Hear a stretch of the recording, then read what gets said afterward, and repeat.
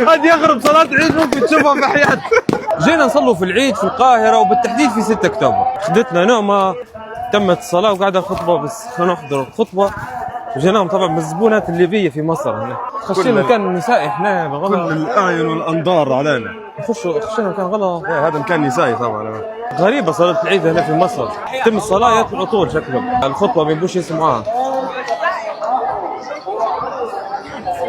المايك بتاع الشيخ مش واضح، نبي نقرب له، نبي نسمع شنو يقول.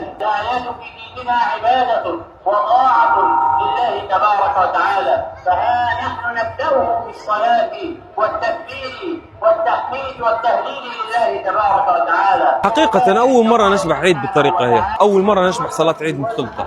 شوف فيه غادي، شوف فيه يوزعوا في عيدية هنا. دخ عيدية، دخ عيدية. انت هو اللي يبي عيدية تضربوه؟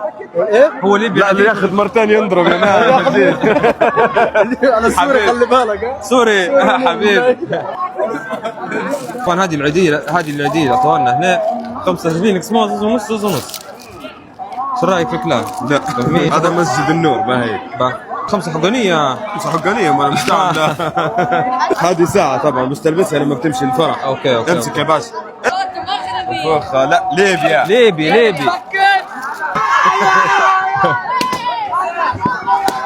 هو في ايه؟ عيد ولا شنو هذا؟ هذه اغرب صلاة عيد ممكن تشوفها في حياتك. شوف فيه يا ولاد انا شوف يا عماد شوف. هذا شنو؟ ما هذا ثاني قبل كذا.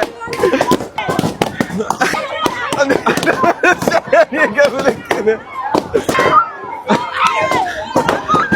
اسمع ذاك مفروض شو يدير. شوف نوح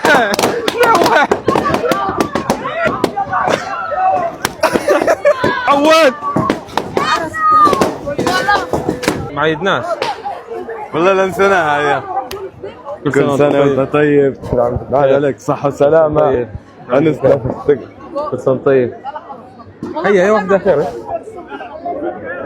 يسحبوا عادات وتقاليد يسمعون الناس يا رجل.